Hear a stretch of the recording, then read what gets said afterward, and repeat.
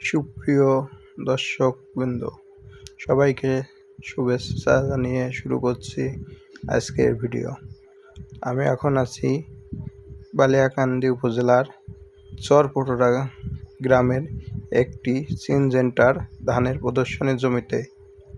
এখানে গিয়ে আমি হঠাৎ দেখতে পাই যে সিনজেন্টার একটা প্রদর্শনী। এখানে সব প্রকার ওষুধ সিনজেন্টা ব্যবহার করছে, কিন্তু জমিতে ঢোকার পর আমার তো মাথায় হাত, যে সিনজেন্টার ওষুধ দেওয়ার পরেও একটা জমিতে সর্বোচ্চ ফসল নষ্ট হয়েছে, এমন কোনো কিছু বাদ নাই। ধানে চিটা পড়া, ধানে মাজরাই কাটা, লক্ষ্মীর ঘু, বিলাস্ট, যা সিনজেন্টার ওষুধের কাছে একটি হতাশাজনক একটি ঘটনা। সিনজেন্টার ওষুধ ব্যবহারের পরেও কৃষকের যদি এই ধরনের ক্ষতি হয়, তাহলে কৃষক কাকে ভরসা করবে? আপনারাই বলুন। দেখেন কি পরিমাণে লক্ষ্মীর ঘু পড়েছে, ধান প্রায় শেষ, কৃষকের একবারে মাথায় হাত। কৃষক কাকে ভরসা করবে? আপনারাই বলুন।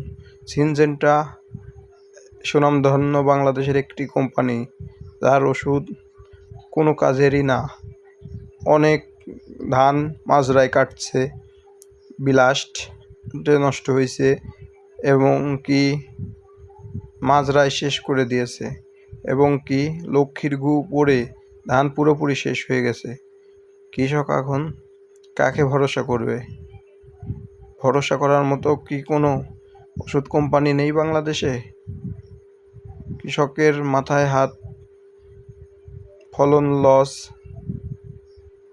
কৃষকের করণীয় কি সেটা কমেন্টে জানিয়ে দিন, কারণ সিনজেন্টা বাংলাদেশের 1 নাম্বার সুনামধন্য প্রতিষ্ঠান। কৃষক এক নামে যাদের বিশ্বাস করে, কিন্তু এ কি হলো? এদের ওষুধই সব থেকে খারাপ প্রমাণিত হলো।